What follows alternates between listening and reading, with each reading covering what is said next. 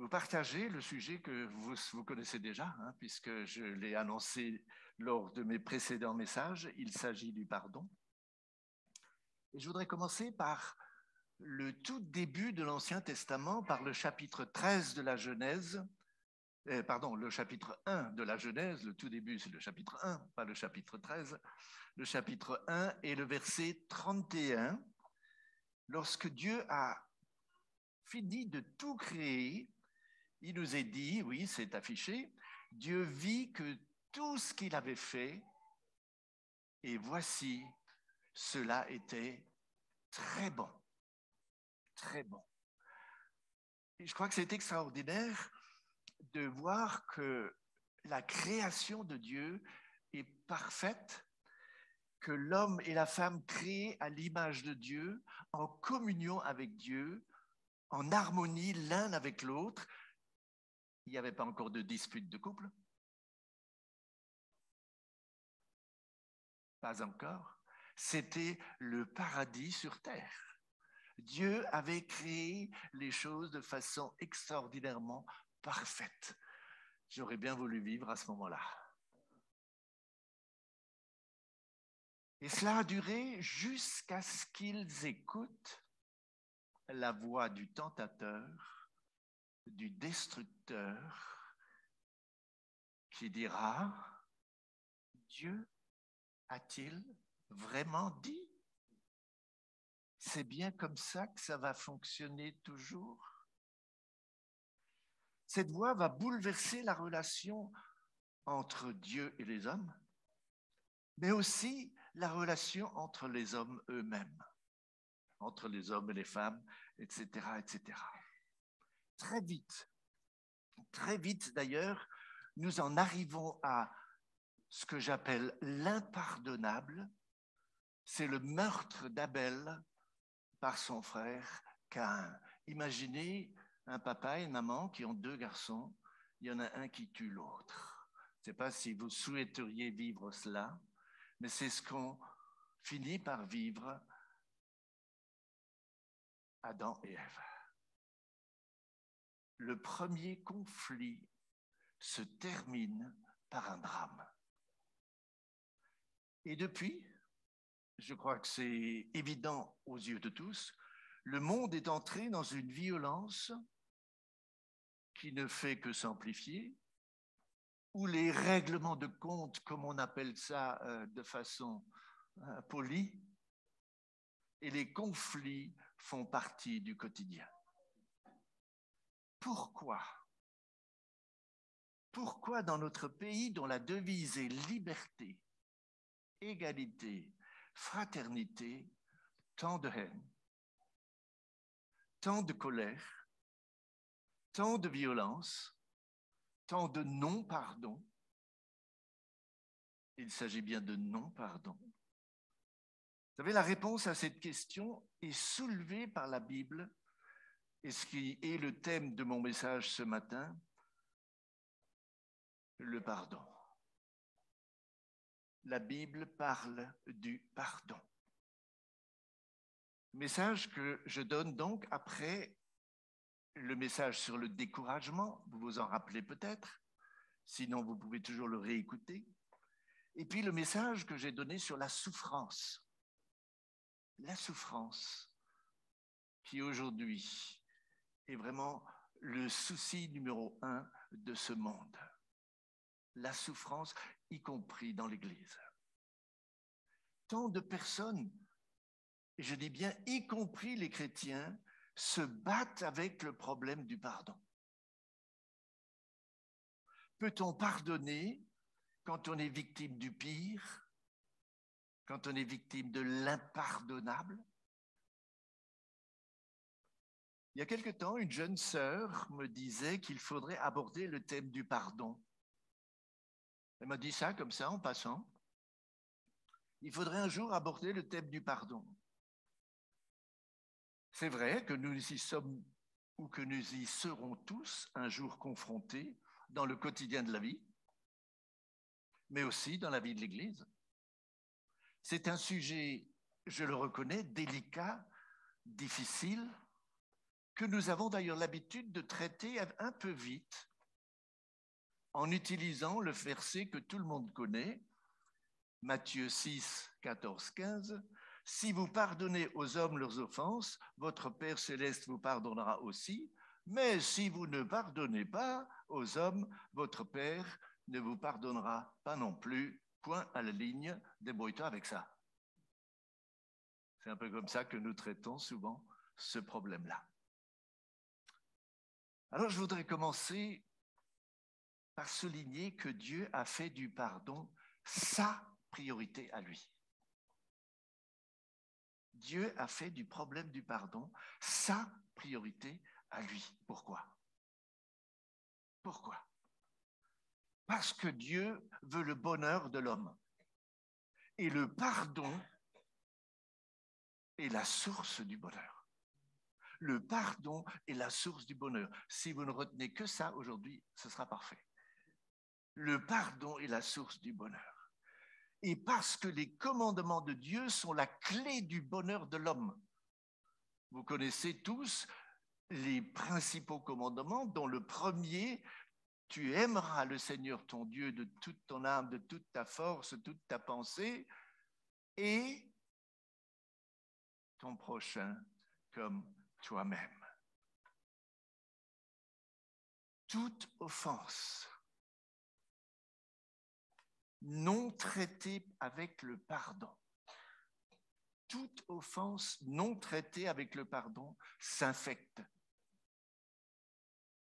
produit de mauvais fruits, tels que la colère, la violence, l'amertume, les ressentiments, l'abattement, voire la dépression, nous éloigne de Dieu et détruit notre bonheur et notre paix. Toute offense non traitée par le pardon détruit notre bonheur et notre paix. Et parce que Dieu veut le bonheur et le salut de tous les hommes, il a donné son Fils en sacrifice pour que le pardon de Dieu et le pardon réciproque nous permettent de vivre dès maintenant le royaume de Dieu et en particulier au sein de l'Église. Merci pour Jésus. Merci pour Jésus. Voilà le plan de Dieu. Voilà pourquoi le pardon est la priorité de Dieu, afin que nous puissions vivre le royaume de Dieu au sein de nos familles et au sein de l'Église. Ceci dit, et je pense que vous serez d'accord avec moi, nous réalisons dans les faits combien il est souvent difficile de pardonner. Je ne sais pas si pour vous ça pose aucun problème, mais quelquefois le pardon, c'est dur. Pardonner lorsque nous sommes victimes d'injustices flagrantes. Pardonner à ceux ou à celles qui ont fait ou qui font de nous des blessés de la vie. Si on parcourait les rangs, que de blessés de la vie nous avons dans notre salle. Pardonner à l'homme ou à la femme qui nous trompe. Pardonner à un conjoint qui nous maltraite tous les jours. Pardonner à des parents défaillants. Pardonner à celui qui nous rejette, nous méprise, nous violente. Et je m'arrête là. Parce que cette liste, je pourrais la prolonger à l'infini et constater que ce n'est pas aussi simple que cela. Je pourrais même finir ou dire ou affirmer qu'il y a des actes impardonnables. J'avais déjà abordé ce thème dans les différentes cellules dont je me suis occupé. Lorsque nous avons fait une étude sur le Notre Père où Jésus enseigne à prier « Pardonne-nous nos offenses », comme nous aussi, nous pardonnons à ceux qui nous ont offensés. Mais j'ai longuement hésité à la porter devant l'Église. C'est un sujet délicat, difficile. On ne peut pas le résoudre à coups de versets. Cela demanderait de longues heures de partage autour de la parole de Dieu. Et vous comprendrez que ce matin, je ne pourrai pas prendre tout le temps nécessaire pour aborder toutes les situations possibles. Donc, j'ai longuement hésité, mais peu après la question de notre sœur, c'est un frère qui m'a offert un petit livre de Jacques Poujol, La colère et le pardon. Je vous recommande de le lire, même s'il est un peu ardu.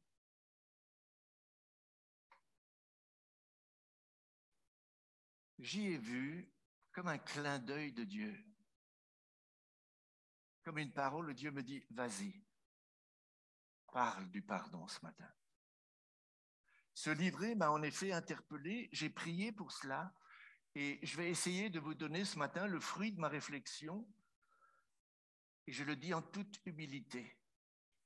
Je n'ai pas la réponse à toutes les questions. Et vous me direz sans doute à la fin de ce message, mais tu n'as pas parlé de ceci, tu n'as pas parlé de cela. Il y a de très bons livres qui peuvent vous aider à approfondir ce sujet.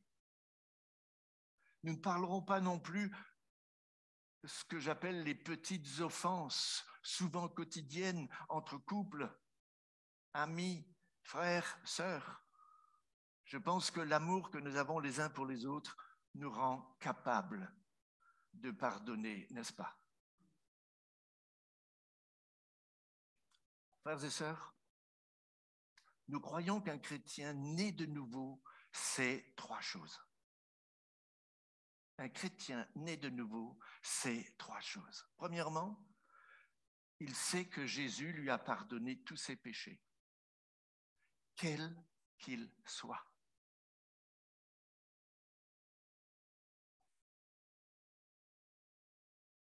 Et quelle que soit leur gravité. Parce que ce chrétien connaît le prix du pardon. Le Fils de Dieu lui-même, qui n'a jamais péché, a pris la place du pécheur que je suis. Je crois que c'est le sujet de notre culte, de tous nos cultes. Merci, merci, merci Seigneur, d'avoir pris ma place, d'avoir payé pour moi, d'avoir effacé mon péché. Le chrétien sait aussi, deuxième chose, que chaque fois qu'il commet un péché, Dieu est fidèle et juste pour lui pardonner à la condition qu'il le confesse. Là encore, mesurons-nous la grâce que nous avons. Dieu nous pardonne lorsque nous confessons nos péchés. Je trouve ça extraordinaire. Extraordinaire. Dieu nous pardonne l'impardonnable. Enfin, et ce sera la troisième chose que le chrétien sait, il sait aussi que puisqu'il a obtenu le pardon de ses péchés, quels qu'ils soient, il ne peut pas refuser d'accorder le pardon aux hommes conformément à l'enseignement de Jésus. Sommes-nous d'accord? Pour ces trois choses, le chrétien sait que Jésus lui a pardonné tous ses péchés, que chaque fois qu'il pêche et qu'il confesse son péché, Dieu lui pardonne encore, et qu'il sait aussi que parce que Dieu lui a tout pardonné, il est appelé lui aussi à tout pardonner. Nous le savons. Avant d'entrer dans le vif du sujet maintenant, parce que nous allons entrer plus profondément dans le processus du pardon, je voudrais juste nous rendre attentifs au fait que les médecins sont arrivés à la conclusion suivante que je vais vous lire. Voilà la conclusion du corps médical. Je lis, on peut dire que colère et culpabilité jouent un rôle dans différentes maladies telles que infarctus, angine de poitrine, hypertension, lombalgie, douleurs articulaires, asthme, maladie gastrique et intestinale, migraine, maladie mentale, dépression, troubles.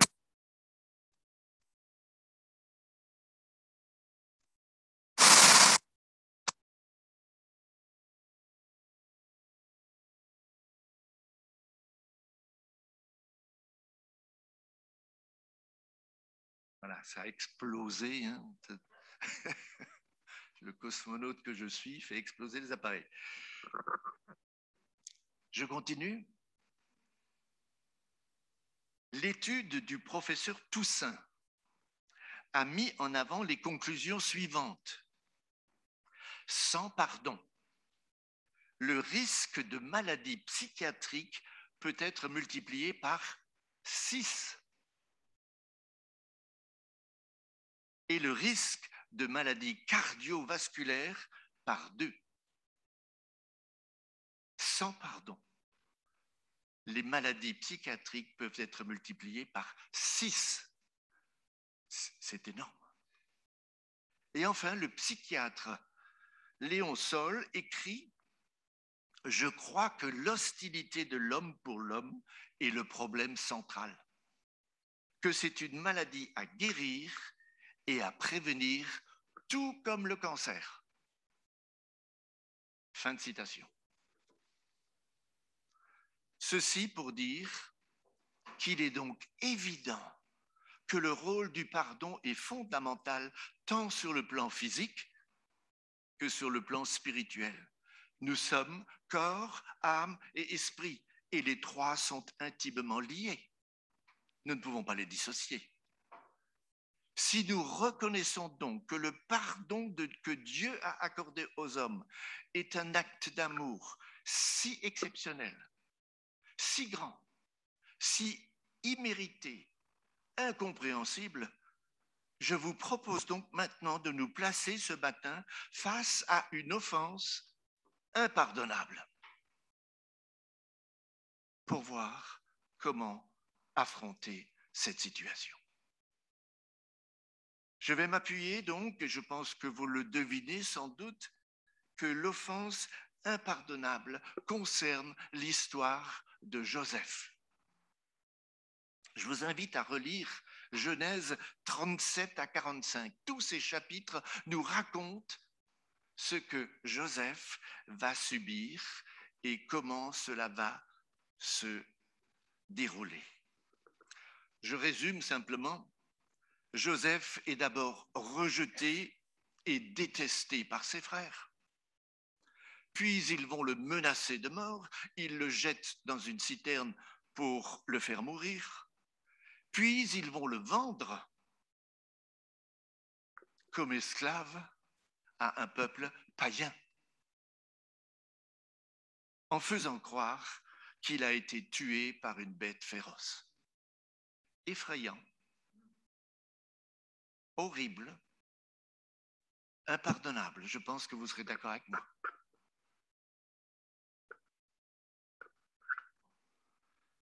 Juste une remarque en passant. Remarquez que Joseph, et d'ailleurs son père aussi, n'était pas tout à fait innocent dans la réaction des autres frères. Vous savez, les rêves dont on se vante, les préférences dont on est l'objet ou qu'on peut faire dans sa famille, nos paroles et nos actes maladroits ou volontaires provoquent forcément des blessures et des réactions. Il y a bien un proverbe courant qui dit qu'il vaut mieux tourner sa langue 7 fois dans sa bouche avant de parler. Que de blessures nous occasionnons avec la langue. Cela n'empêche pas que l'histoire de Joseph est l'exemple parfait d'une offense impardonnable. Elle justifiera une explosion de colère envers ses frères lorsqu'ils se retrouvent face à lui.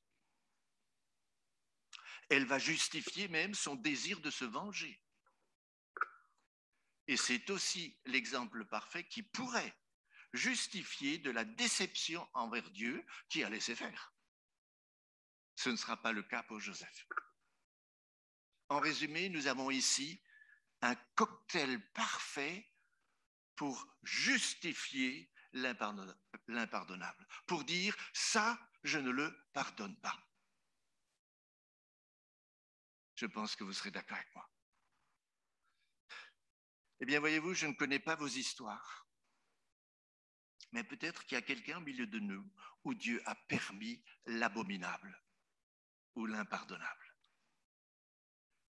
Et cette personne traîne avec elle des émotions, des ressentiments, de la colère ou de l'amertume, que sais-je. Et cela peut aller jusqu'à l'abattement ou à la dépression. Mais sans avoir subi ce que Joseph a vécu, tu te sens peut-être rejeté, oublié, pas aimé ou victime dans ta famille, à ton travail ou même au sein de l'Église. Et tu as du mal à pardonner. Pujol, dont j'ai cité le livre, fait ici une remarque très intéressante. Il dit « Une personne blessée a le besoin et doit exprimer ses émotions, exprimer sa colère et a le droit de ne pas oublier ce qui s'est passé. Mais le pardon nécessite sa décision, sa propre décision de ne pas se faire justice soi-même et de laisser Dieu s'en occuper pour que son âme puisse guérir. Vous savez, le danger, ce serait que nous considérons que la colère est une mauvaise réaction ou un péché. C'est souvent cette image-là que nous avons de la colère. Alors nous la nions ou nous la retournons contre nous-mêmes, et c'est alors que nous développons ces maladies qu'on appelle psychosomatiques, dont la dépression fait partie et qui peuvent se produire bien longtemps après les faits.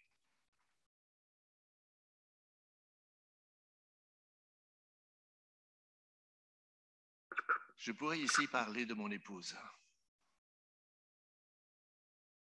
Elle a vécu une enfance compliquée, comme moi aussi d'ailleurs, mais bon, je cite mon épouse, une enfance très compliquée. Le jour où nous nous sommes rencontrés, je vous l'ai déjà raconté, je me suis engagé à ne jamais reproduire le schéma que nous avions pu vivre dans notre famille. Et notre couple a bien fonctionné. Mais cela n'empêche que mon épouse a traîné avec elle pendant des années et des années les conséquences, les séquelles psychosomatiques de ce qu'elle avait subi dans son enfance. Je ferme la parenthèse. Nous allons donc examiner maintenant comment Joseph parvient à entrer dans le processus du pardon. Pardonner l'impardonnable. Lorsque ses frères arrivent, Joseph est en Égypte, loin de sa famille. Vous savez depuis combien de temps? 22 ans. 22 ans. Et Dieu l'a tellement béni qu'il est devenu le maître du pays après Pharaon. Il s'est aussi marié, il est devenu papa, il a 2 garçons. Le gouverneur de l'Égypte est vraiment au sommet de la gloire. Il est le patron. Il fait ce qu'il veut. On peut donc imaginer que tout naturellement, il a oublié l'horreur de l'offense qui lui avait été faite et qu'il a tiré un trait sur ce mauvais souvenir. Qu'en pensez-vous? Eh bien, absolument pas. Absolument pas. Le pardon est un processus de deuil douloureux et souvent très lent. Nous allons maintenant l'examiner au chapitre 42. Pour cela, on va afficher un certain nombre de versets, chapitre 42, le verset 6 à 13. Je vais vous les lire. Joseph commandait dans le pays, c'est lui qui vendait du blé à tout le peuple du pays. Les frères de Joseph vinrent et se prosternèrent devant lui la face contre terre. Joseph vit ses frères et les reconnut. Mais il feignit d'être un étranger pour eux. Il leur parla durement et leur dit, « D'où venez-vous » Ils répondirent, « Du pays de Canaan pour acheter des vivres. » Joseph reconnut ses frères, mais eux ne le reconnurent pas. Joseph se souvint des songes qu'il avait eus à leur sujet. Et il leur dit, « Vous êtes des espions. C'est pour observer les lieux faibles du pays que vous êtes venus. » Ils lui répondirent, « Non, mon Seigneur, tes serviteurs sont venus pour acheter du blé. Nous sommes tous fils d'un même homme, nous sommes sincères. Tes serviteurs ne sont pas des espions. » Il leur dit, « Nullement. C'est pour observer les lieux faibles du pays que vous êtes venus. » Ils répondirent, « Nous, tes serviteurs, sommes 12 frères, fils d'un même homme au pays de Canaan. Et voici le plus jeune est aujourd'hui avec notre père, et il y en a un qui n'est plus. »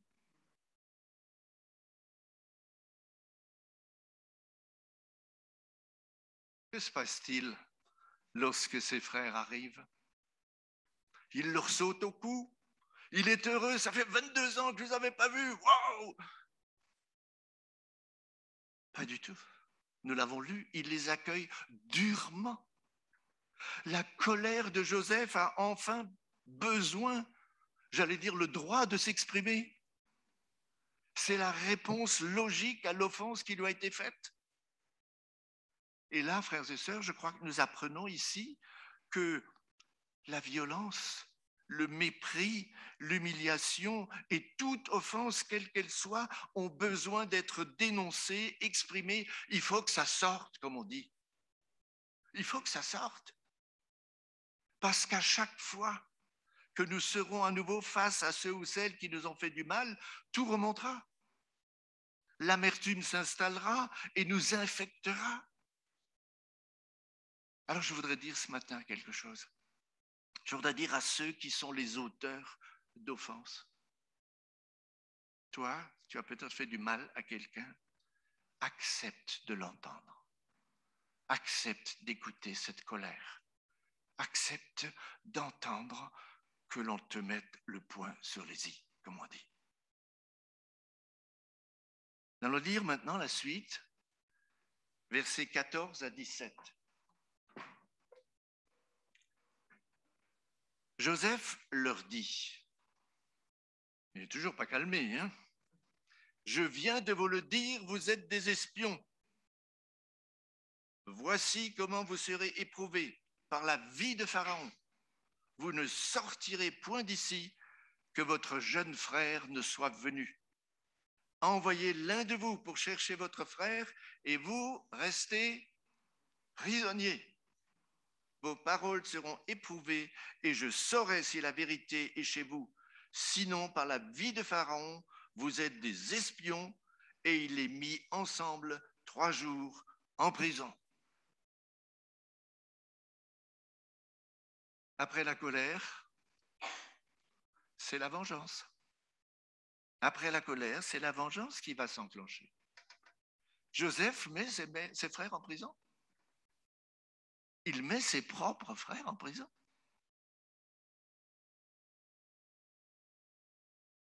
Et plus subtil, il les oblige à ramener Benjamin, qui n'a rien à voir avec tout ça, qui ne faisait pas partie de ce groupe-là. Vous allez me ramener Benjamin l'innocent, celui qui n'a rien fait. Vous voyez, on voit que le temps ne soigne pas les plaies. Souvent, elles sont comme l'eau qui stagne. Elles s'infectent.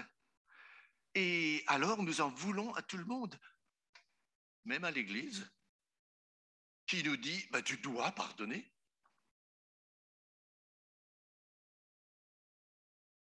Et nous en voulons aussi même à ceux qui n'y sont pour rien. Beaucoup savent que notre enfance, à mes sœurs et moi, n'a pas été très rose. Je vais vous lire ce que ma sœur Léa a dit au décès de papa, de notre papa. Voici ses paroles. Je n'ai su que papa était décédé qu'après mon retour de vacances au Mexique. Ce fut un choc, malgré que je n'avais aucun contact avec lui, et j'ajoute depuis 40 ans. Car inconsciemment, je pensais sans doute qu'un jour, il s'excuserait pour ce qu'il m'avait fait endurer, psychologiquement surtout. Mais là, la réalité était indéniable. Cela n'arrivera jamais. J'étais déboussolé, anéanti.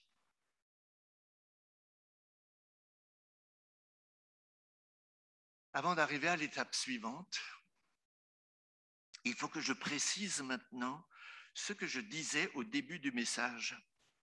Lorsque j'ai dit « un chrétien sait que Dieu lui a pardonné tous ses péchés », quels qu'ils soient, parce que les clous ont été enfoncés dans la chair de Jésus pour en payer le prix. Mais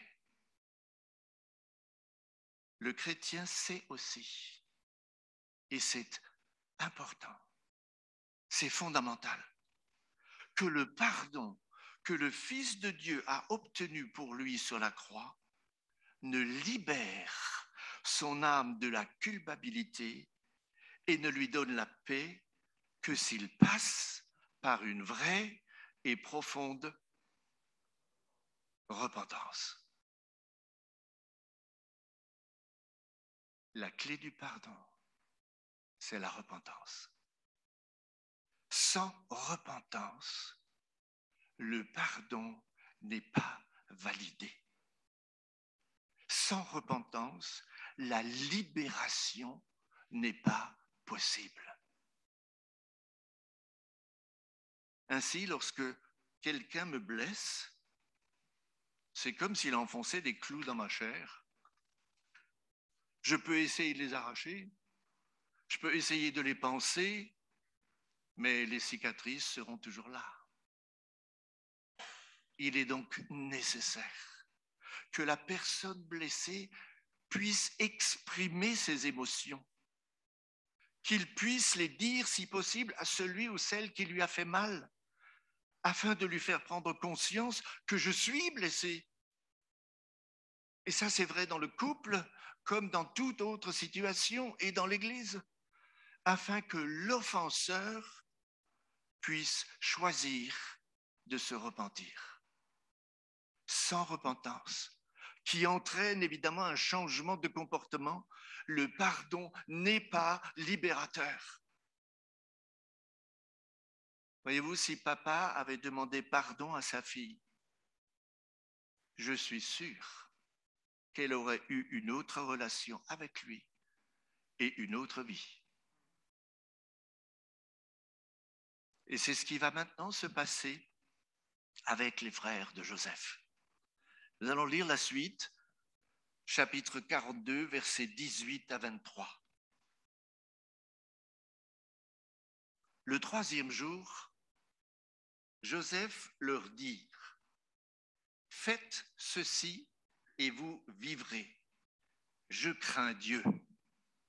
Si vous êtes sincères, que l'un de vos frères reste enfermé dans votre prison et vous partez emporter du blé pour nourrir vos familles et amenez-moi votre jeune frère, afin que vos paroles soient éprouvées et que vous ne mouriez point. » Et ils firent ainsi.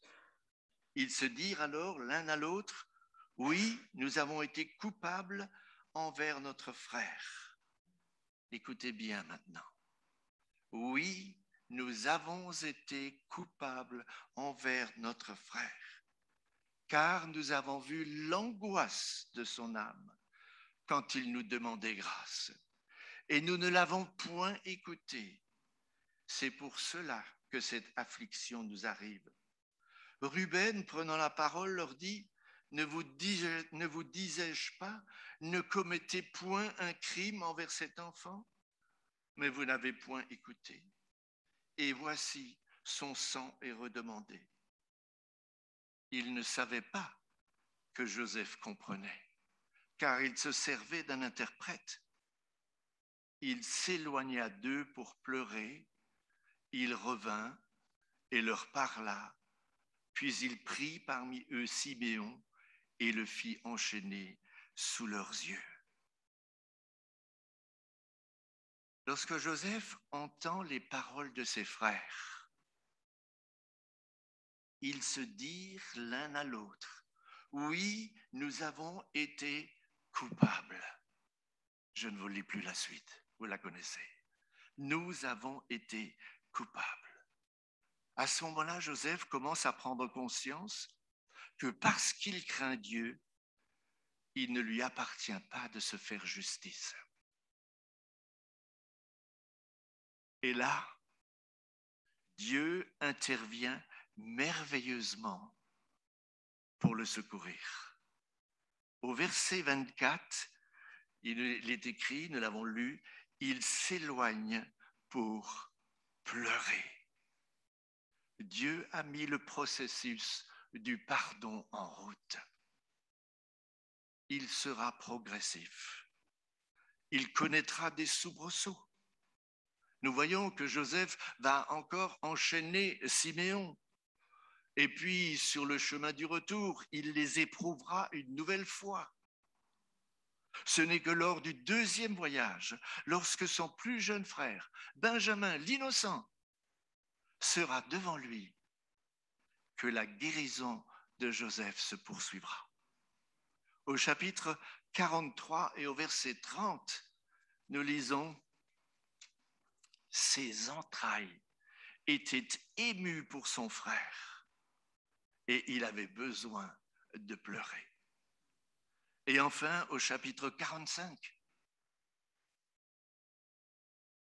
il se tourne vers ses frères. Il va se faire connaître à eux avec ces paroles extraordinaires. « Ne vous affligez pas. Ne soyez pas fâchés de m'avoir vendu pour être conduit ici, car c'est pour vous sauver la vie que Dieu m'a envoyé devant vous. » Si ça, ce n'est pas le pardon, alors qu'est-ce que c'est? Et voyez-vous, Dieu va utiliser Benjamin pour libérer Joseph. L'innocent, Jésus, nous a libérés.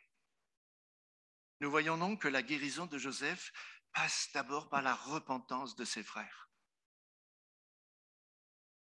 Je le répète, la libération passe par la repentance de celui qui m'a fait du mal. Elle passe aussi par la prise de conscience des offenseurs comme des offensés, que Dieu change le mal en bien. Et elle passe aussi par son amour pour son plus jeune frère. Oui, le pardon exige la mort à soi-même. Non pas parce que le coupable le mérite, mais parce que le pardon est une puissance de libération pour l'offensé et pour l'offenseur. Je voudrais terminer ce matin par un appel. Je voudrais dire, mon frère, ma sœur, si tu es blessé, si tu es confronté au problème du pardon, va voir la personne qui t'a fait du mal. Dis-lui, ce que tu as fait, ce que tu as dit, ton comportement m'a fait du mal. Parlons-en. Parlons-en. Vas-y en douceur. Vas-y dans la paix. Puis donne le temps au Saint-Esprit de faire son œuvre. Sois patient. Si la personne s'endurcit, ça peut arriver, emmène avec toi un frère ou une sœur de confiance. Emmène un Benjamin.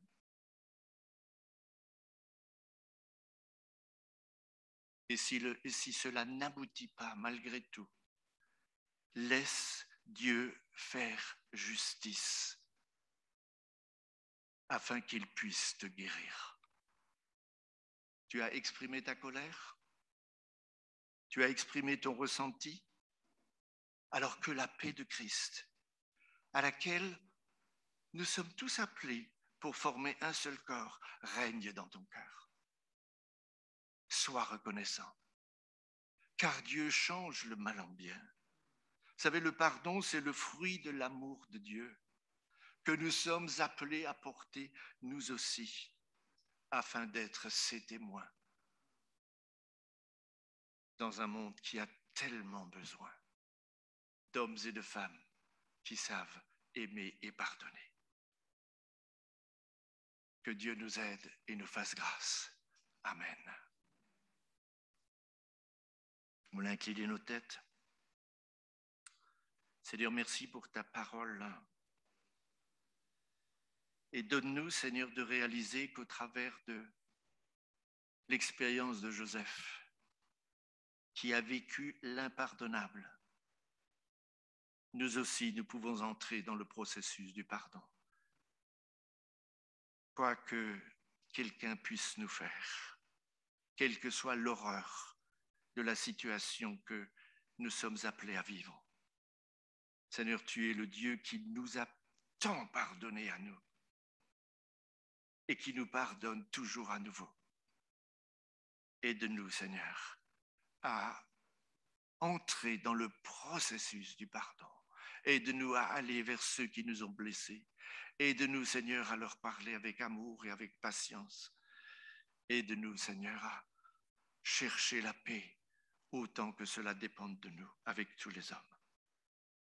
Je le demande, Père, au nom de Jésus. Amen. Amen.